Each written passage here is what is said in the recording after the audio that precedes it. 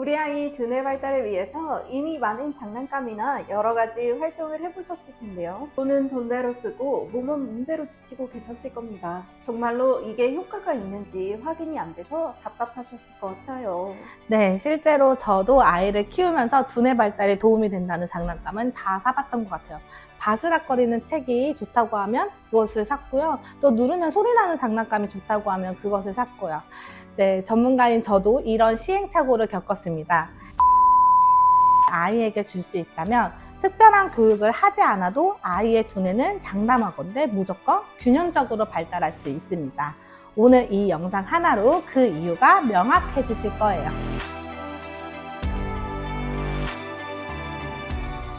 안녕하세요, 여러분. 10년째 아이들과 놀이치료 현장에서 함께하고 있는 놀이치료사 박미연입니다. 오늘은 아이를 키우는 부모라면 정말 꼭 알아야 할 주제를 가지고 왔습니다. 네, 맞아요. 제목만 들어도 귀가 쫑긋해지는데요. 0세부터 3세까지 우리 아이 두뇌 성장의 골든타임을 잡는 법이에요. 혹시 아이의 뇌가 이 짧은 시간에 얼마나 성장하는지 아세요? 만 3세가 되면 성인의 뇌 무게의 약 80%까지 성장합니다. 오, 80%나요? 3년 만에 그렇게 많이 성장한다니 정말 놀랍네요. 그래서 이 시기를 기적의 시간이라고 부르는군요. 네, 그리고 중요한 건 이 시기는 뇌 가소성이 극대화되는 시기예요. 경험에 따라 신경회로가 빠르게 연결되고 가지치기가 이루어지는데요. 그런데 여기서 많은 부모님들이 놓치는 게 하나 있어요. 뇌 발달에 영향을 줄 수 있는 건 교육이나 자극만이 아닙니다. 아이의 심리 상태, 즉 정서적 안정감이 두뇌 발달의 가장 중요한 토양이라는 거예요. 아, 네. 정서적 안정감이요? 공부나 놀이가 아니라요? 그럼 부모님들 입장에서는 좀 헷갈리실 것 같아요. 네, 쉽게 말씀드리면 아이가 불안하거나 긴장 상태에 있으면 뇌는 배우는 모드가 아니라 버티는 모드로 작동하게 됩니다. 이 상태에서는 아무리 좋은 자극을 줘도 뇌가 그걸 충분히 받아들이기 어려워요. 반대로 아이가 안정된 상태에서는 탐색하고 상호작용하면서 자연스럽게 뇌가 발달합니다.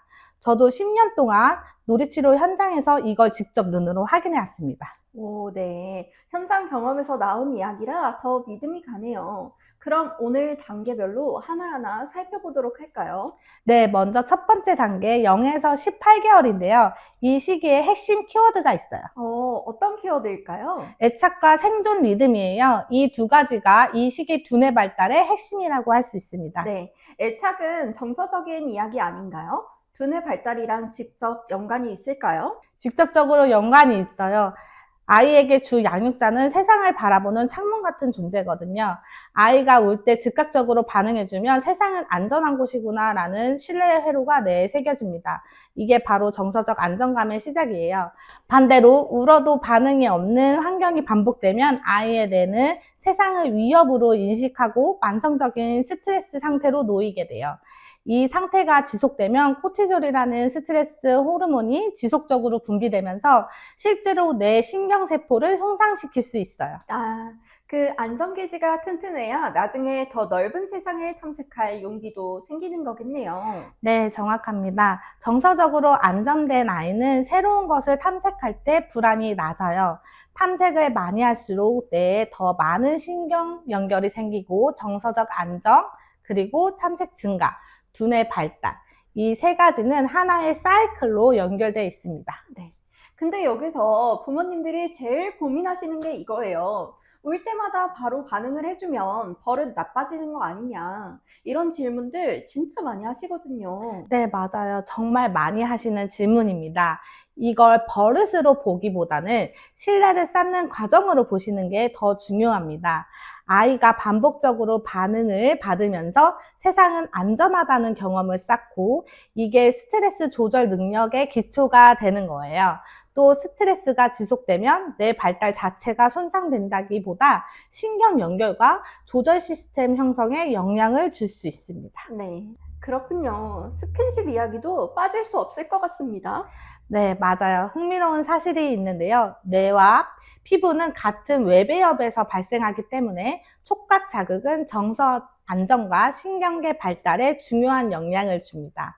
따뜻하게 안아주고 쓰다듬는 스킨십 자체가 옥시토신이라는 안정 호르몬을 분비시키고 이게 다시 뇌를 편안한 상태로 만들어서 학습과 발달이 일어나기 좋은 환경을 만들어줘요. 스킨십은 사랑의 표현이자 두뇌 발달을 위한 강력한 도구예요.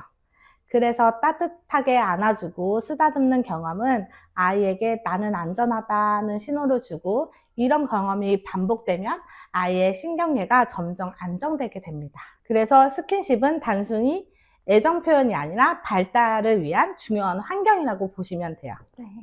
아이를 안아주고 쓰다듬는 게 단순한 사랑 표현이 아니라 뇌를 직접 자극하는 행동이었던 거네요.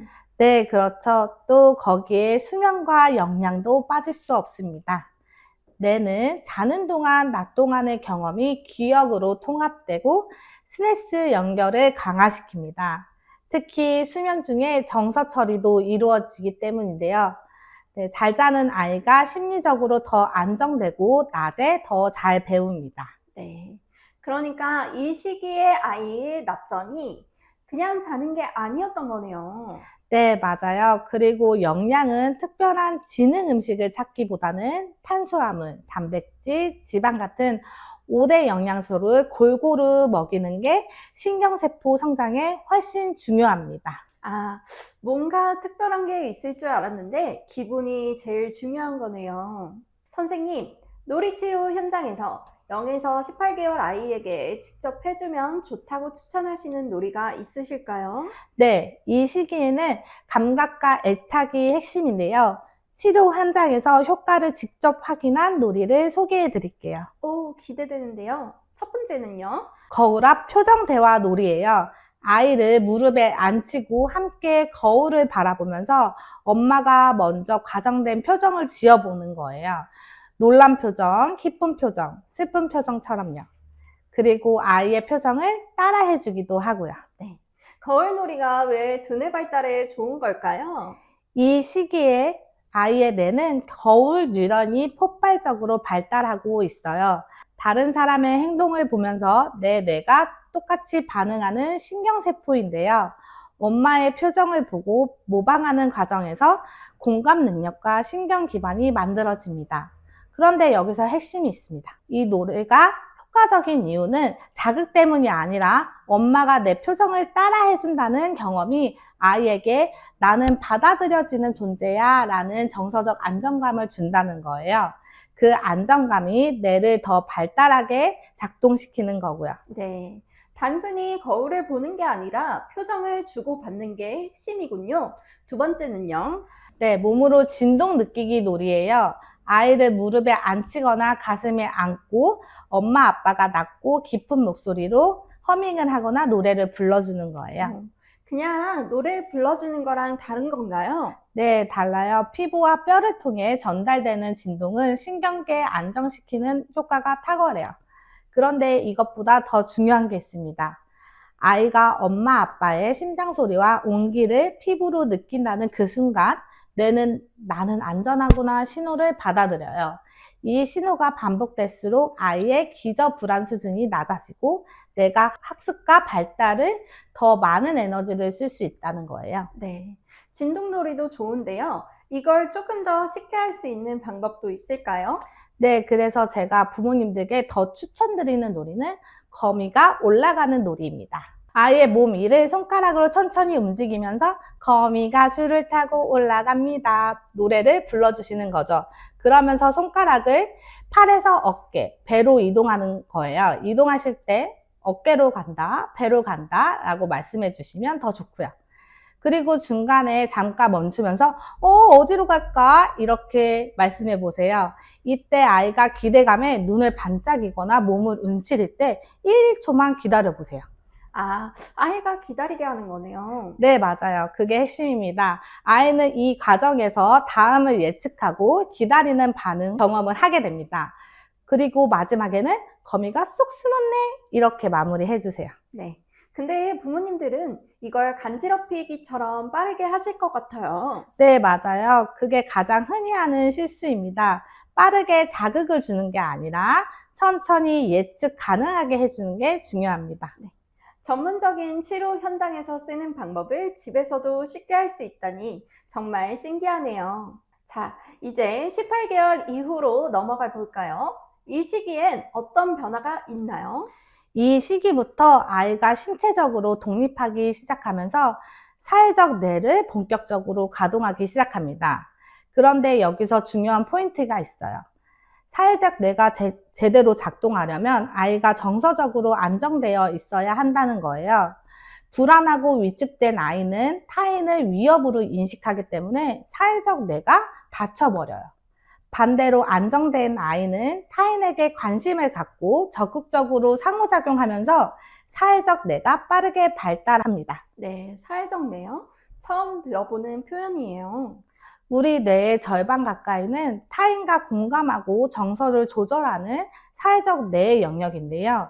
그리고 이 시기에 가장 눈에 띄는 변화가 언어의 폭발적인 증가예요. 바로 이때를 언어 폭발기라고 부르기도 합니다. 언어가 얼마나 폭발적으로 늘어나는 거예요? 24개월에 약 50에서 100단어였던 어휘가 36개월이 되면 몇백 단어 이상으로 늘어나는데요. 그러면서 문장 구사도 가능해지고요.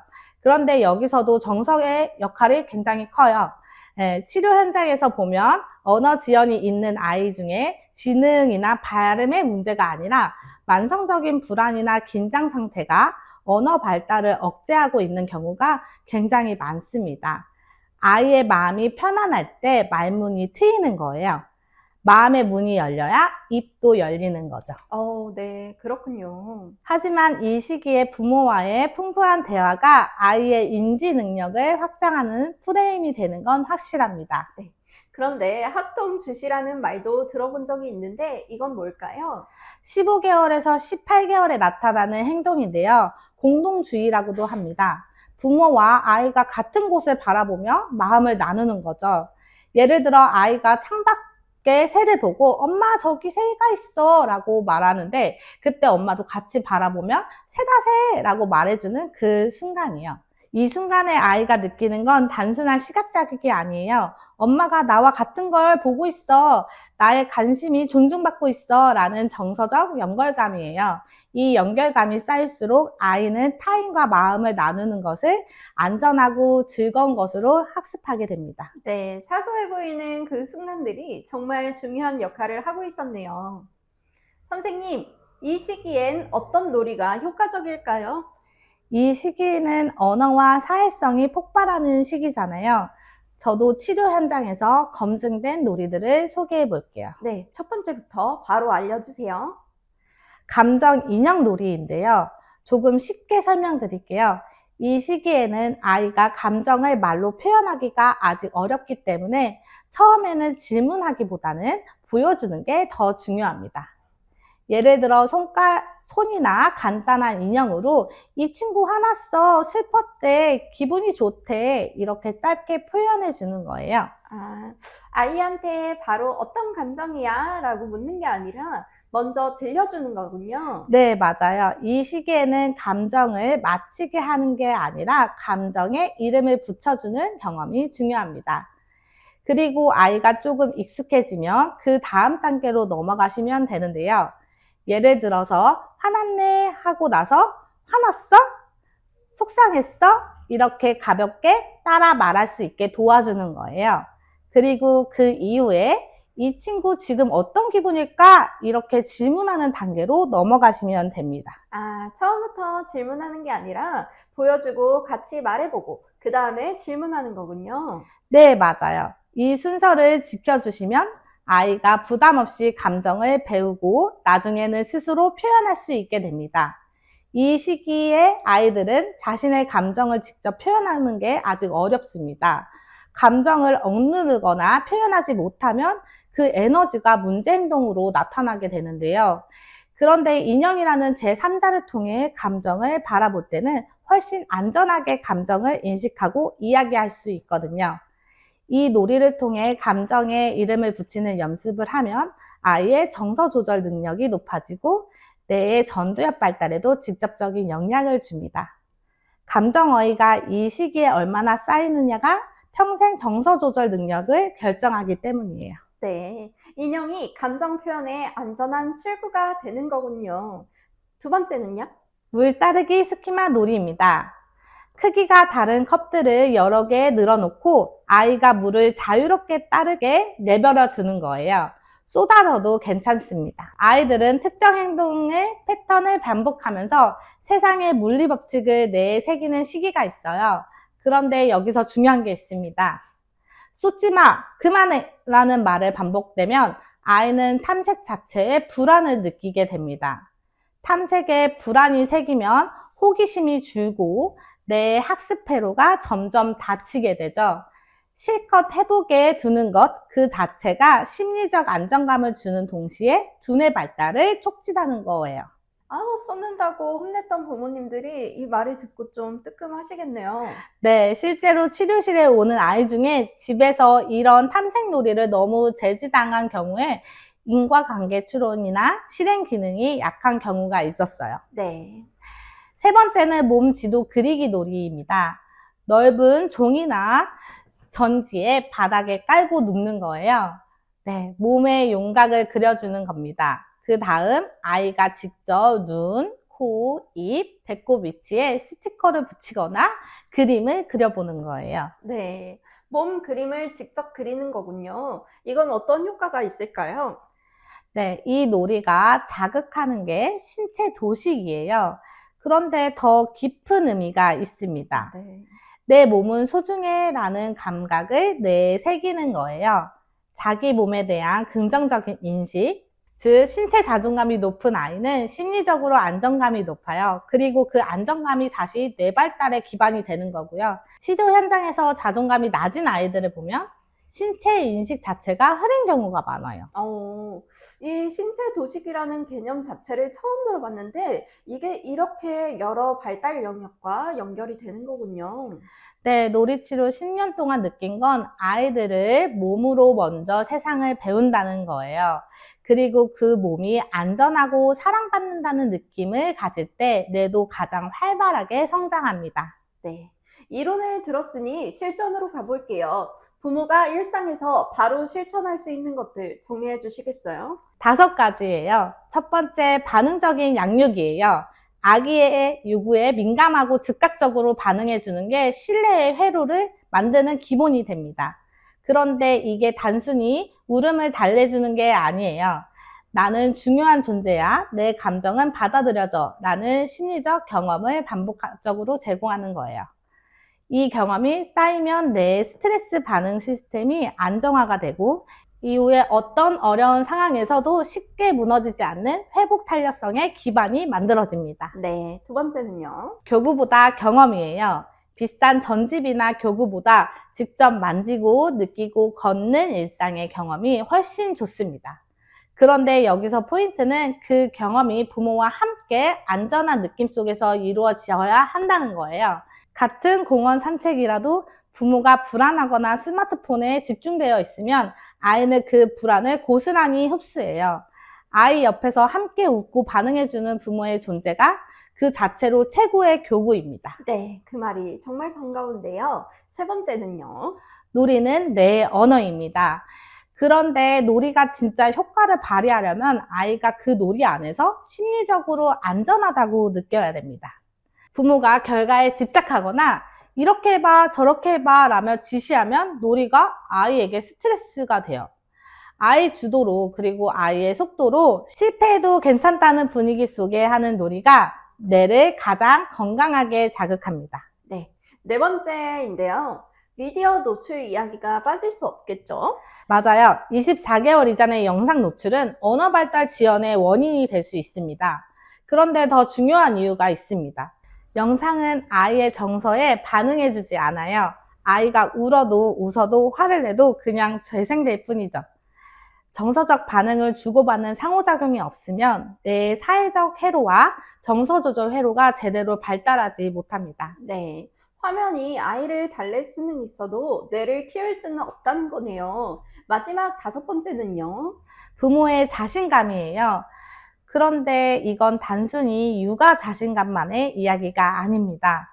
부모의 심리 상태가 아이에게 그대로 전달됩니다. 부모가 불안하면 아이도 불안하고, 부모가 안정되어 있으면 아이도 안정됩니다. 뇌과학적으로 보면 주 양육자의 정서 상태가 아이의 자율신경계 조절에 직접 영향을 미쳐요. 그래서 아이 두뇌 발달을 위해 부모가 할 수 있는 가장 중요한 일 중에 하나는 부모 자신의 정서적 안정을 챙기는 것이에요. 지치고 소진된 상태에서는 아무리 좋은 놀이를 해줘도 한계가 있습니다. 완벽한 부모보다 정서적으로 안정된 부모가 되는 것만으로도 충분하다는 말이 정말 위로가 되네요. 그리고 3살 버릇 80까지 간다는 말 그냥 속타처럼 들리지만 이건 과학적으로도 맞는 말입니다. 오, 진짜요? 어떻게요? 이 시기에 무의식적으로 저장된 세상에 대한 태도와 정서 조절의 틀이 평생의 삶에 영향을 주기 때문이에요. 그리고 이게 바로 정서적 안정감이 두뇌 발달의 핵심인 이유예요. 세상은 안전해, 나는 사랑받는 존재야 라는 회로가 이 시기에 새겨진 아이는 훨씬 더 탄탄한 기반 위에서 성장하게 되는 거죠. 이후에 어떤 어려움이 와도 쉽게 무너지지 않고 도전을 두려워하지 않으며 타인과 건강하게 관계를 맺는 능력을 갖추게 됩니다. 그렇다면 특별한 교육 프로그램이 없어도 괜찮은 걸까요? 네, 충분히 괜찮습니다. 잘 먹고 잘 자고 많이 안아주고 다정하게 말을 걸어주는 것, 이 기본적인 일상이 아이에게 나는 안전하고 사랑받는 존재야 라는 느낌을 주고 그 느낌이 쌓여서 내 발달에 가장 비옥한 토양이 됩니다. 10년 동안 치료실에서 보면 이 시기에 형성된 정서적 안정감이 이후 모든 발달의 기초이자 문제행동의 최고 예방제가 됩니다. 네, 오늘 이야기를 들으면서 드는 생각이 있어요. 특별한 뭔가가 필요한 게 아니라 아이의 마음이 편안할 때 뇌도 가장 잘 자란다는 거잖아요. 네, 맞아요. 아이의 눈을 바라보고 함께 웃고 말을 걸어주는 그 순간들이 쌓여서 뇌를 만들고 결국 인생을 만들어가는 거죠. 아이의 두뇌를 키우는 가장 강력한 도구는 비싼 교구가 아니라 부모의 따뜻하고 안정된 존재 그 자체예요. 네, 오늘 정말 많이 배웠습니다. 오늘 저녁 아이와 눈 한번 맞춰보시는 건 어떨까요? 저도 같은 마음이에요. 지금 이 순간이 아이에게 평생의 토대가 된다는 거 잊지 마세요. 오늘도 충분히 잘하고 계십니다. 네, 감사합니다, 여러분. 다음 시간에 또 만나요.